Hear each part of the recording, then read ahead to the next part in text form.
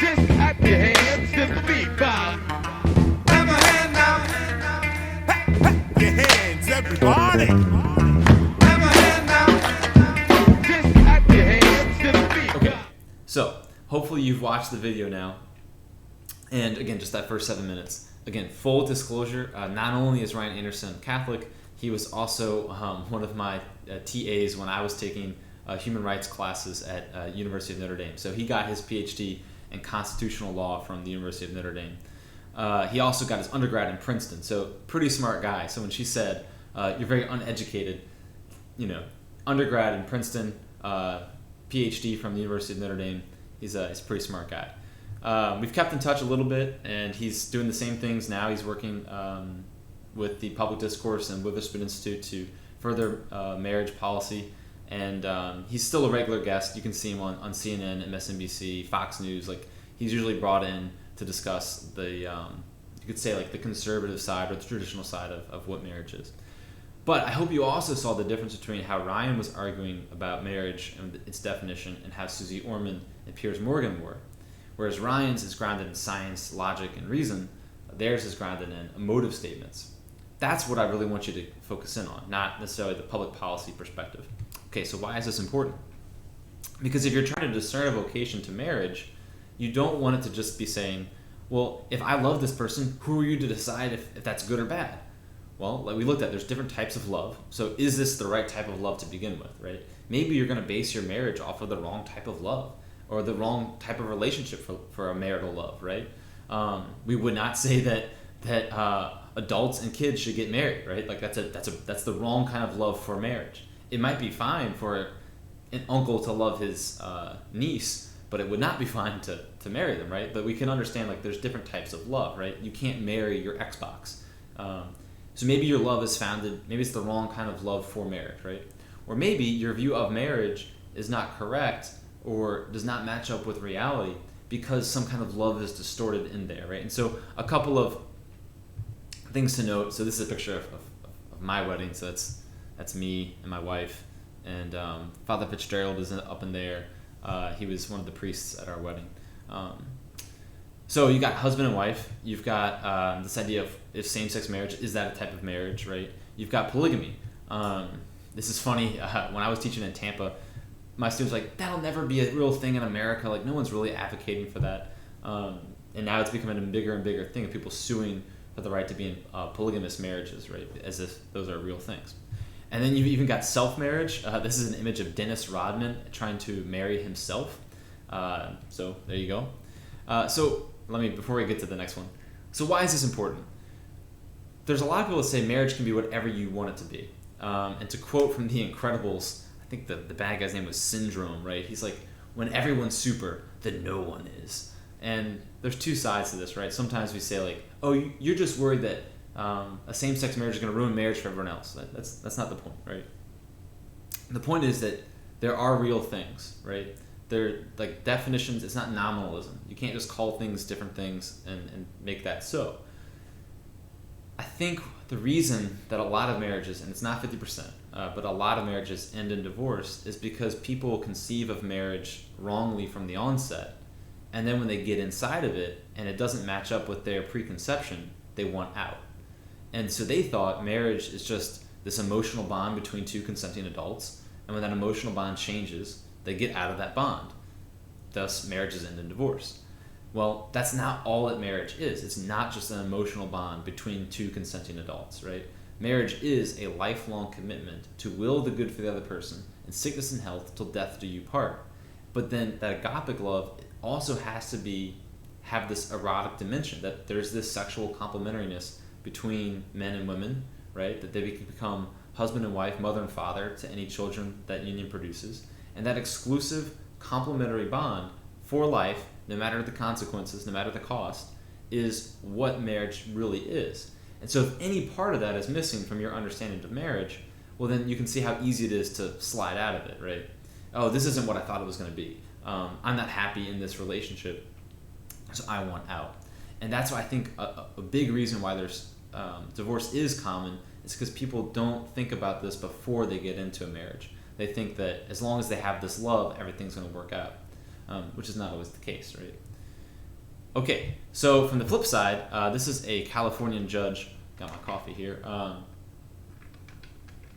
who is basically saying, no, Ryan Anderson's idea of marriage is in fact wrong. He says what marriage is simply it's the state's recognition and approval of a couple's choice to live with each other, to remain committed to one another, and to form a household based on their own feelings about one another, and to join in an economic partnership and support one another in any dependence. Okay, so there's a number of things wrong about this definition, and hopefully you can pick them out right off the bat. But notice how the foundation of this view of marriage is their feelings. And we looked at this in the first myth. You cannot promise to feel a certain way about someone. I cannot promise how I'm going to feel about my wife or the feelings that I'll have from, in my own life for the next day. What I can do is I can promise that agapic love, the willingness to do what is good for the other person. Next part, you see a lot of this cost-benefit analysis, that 50-50 contract view of marriage coming into it. It's an exchange of goods and services, this economic partnership that we're going to provide for our dependence on one another, and that's at the root of our marriage. In this, again, this fiscal, I would say almost political language. That this is the kind of the flip side. If you want to say that one view of marriage is overly flowery and just all emotion and love is good and it'll work out. This last sentence here is kind of the opposite. It's this robotic idea of marriage, that the only reason marriage exists is to provide economic stability for its dependents and each other. So there's a couple of things, again, wrong with this. It has nothing to do with complementary nature of men and women. So if that's not important, right, then why limit it to a couple? If the sexual complementary nature is irrelevant, then why not have the throuple, right, the polyamory, polygamy? Why is that not included? And so there's a number of reasons why this is not quite right. So let's talk very briefly about annulments, and then tomorrow we're going to look at kind of the answer then. Well, then what is marriage? The reason we're going to take a brief look at annulments here, let me just put them all on the board, is sometimes the best way to understand what something is to look at its inverse, right? And I think people get divorce wrong a lot, just like they get marriage wrong a lot.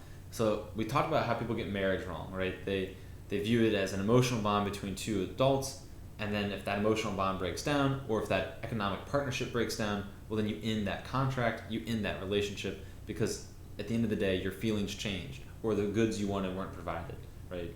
That's the contract view, the emotional bond view of marriage. And you can translate that then into a misunderstanding of what an annulment is. So some people say, oh, well, Catholics believe in divorce, they just have an annulment. Well, an annulment is actually very different than a divorce. A divorce says that this marriage that existed is now broken apart, whereas an annulment says that a marriage never took place, right? So the idea being that some part of what makes a real valid marriage was not present at the wedding, right, or after the fact, in terms of whether it's consummation or evidence comes out after the fact that something was missing to make it a valid sacramental wedding or marriage. So again, it's not a divorce. It doesn't dissolve a union. It says the union never happened. It's nullified. It was never actually existed. So the most common example would be, not common, but like easy to understand example would be that if one of the spouses was intoxicated at the time of their wedding, they don't have full consent of the will, and therefore are incapable of entering into the marital union. This act of the will, it says, till death do us part, I give my entire self to you, right? If your physical and mental capacities are not there to say that, well, then it's not a real marriage, right? And so that would be grounds for an annulment.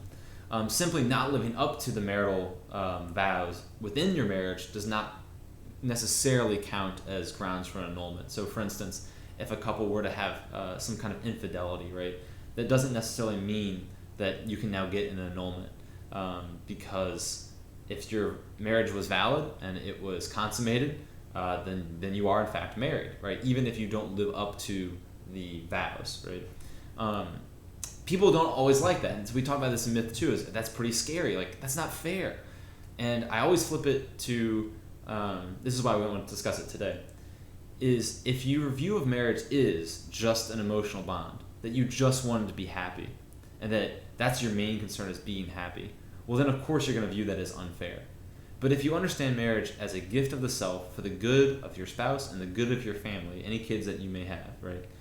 Well, then it's not about you. And your happiness is not the most important part of that marriage, right? And so maybe you experience infidelity, whether it's your fault or your spouse's fault. But you can't just get out of that simply because it hurts you, right? Think about the children, right? Think about how it would affect them to see their parents leave. Now, there are cases when the church says that a separation is good, right? If there's physical abuse, sexual abuse, things like that, you can be separated, and it's possible because of other factors that an annulment could be granted, not necessarily just the infidelity, right? But for the most part, most divorces take place because someone in the marriage becomes unhappy or unsatisfied. Because their view of marriage, again, is just an emotional feeling for themselves, not this understanding of agapic love for the good of the other person. And so it's almost that flip, the inverse, right? That because they get marriage wrong, they get divorce wrong as well, or you could say like they get annulments wrong as well. Is that the church doesn't allow divorce because it's not about you. It's about your spouse, and it's about you and your family getting to heaven, getting closer to God through your marital relationship. And that can happen even through infidelity, even through irreconcilable differences. And so that's why the church is saying, no, it's not simply you broke the contract, okay, it's over. Oh, you're not happy, okay, it's over. It's like, I don't care if the contract was broken. We don't care if you're unhappy. That's not what this is about. So again, one last analogy is this. Think about like a team. If you've watched Remember the Titans, right? No individual person on the team, right, is perfect. But the team together focus on the goal of winning the championship. They are perfect. They have not lost a game. It's possible that something goes wrong in your marriage and it's not perfect. But that doesn't mean you've lost the game. And so you don't give up just because there's difficulties. If your focus is on the real version of marriage, which is two people, man and woman, coming together to be husband and wife, to be there as a father and mother to any children they have, to get that entire family unit closer to God in heaven. Keep your eyes focused on that, and you can't lose, right? Even if you might have internal struggles, that doesn't mean that you're not still focused on that goal, okay? So that's why it's really important to get both the idea of marriage right and the idea of like divorce and annulment right before we move on, because you don't want to fall into the trap of thinking marriage is just an emotional bond or it's just an exchange of goods and that love alone is going to do it. No, when I say love alone, that emotional love is going to do it. No, it's got to be this act of the will that says no matter what, I'm going to keep my eyes up, focus on God, focus on what He's asking me to do. Even if I make mistakes, even if my wife makes mistakes, even if my kids make mistakes, we're going to stay focused on the real goal. And together, and with God's help, we can achieve it. Okay, so answered the end questions for today, and hopefully you did the journal from the weekend, and we'll have our first test on Thursday. Tomorrow, we'll take a look at part 2 of this, and then we will move on. Okay, guys, see you in the next one.